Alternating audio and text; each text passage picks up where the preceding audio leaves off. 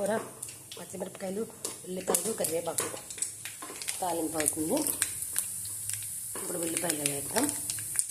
వేగిపోయింది.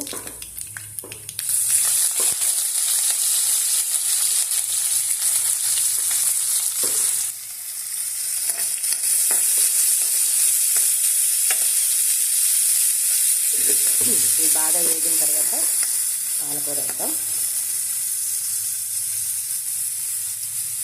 పచ్చిమిరపకాయలు చిన్న ముక్కలు తరుక్కోవాలి. ఎందుకంటే మరి కారం వేయం కదా దీంట్లోని. పచ్చిమిరపకాయ మంచి టేస్ట్ వస్తుంది అన్నమాట. మీరు కారం ఎంత తింటారో దాన్ని బట్టి మీరు వేసుకోండి. మిరపకాయలు కారాన్ని బట్టి వేసి ఎర్రగా వేగిపోయిన తర్వాత ఇప్పుడు ఆకేద్దాం. ఉల్లిపాయ వేగింది, తాలింపు ఇలాగా ఇది మాత్రం వేస్తే చాలు. ఇప్పుడు ఆకేసిద్దాం పాలకూర.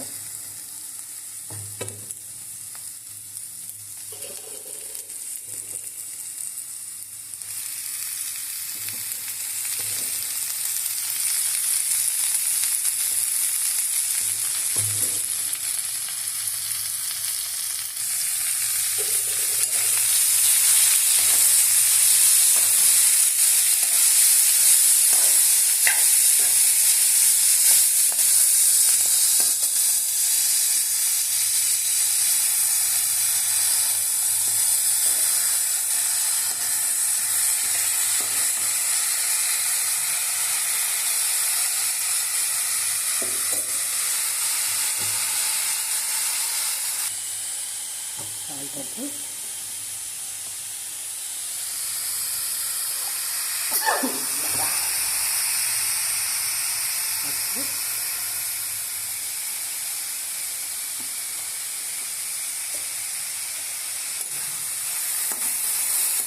కాలు తెచ్చుకున్న తర్వాత నీరు వస్తుంది అన్నమాట. ఇది నీరుతో అలా ఉడికొస్తుంది కూర. నాకైతే దీంట్లో పచ్చిమిరపకాయ బాగుంటుందండి. కారం వేసుకునే వాళ్ళు ఇష్టం అనుకుంది.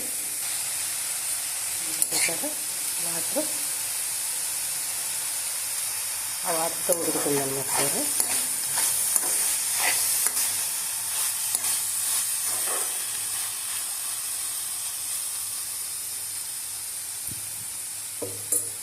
మూత పెడదాం కాసేపు.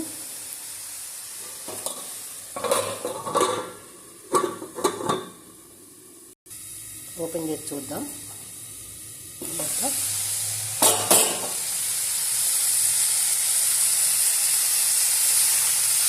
అయిపోయిందండి కూర. ఆపేద్దాం. ఇంకా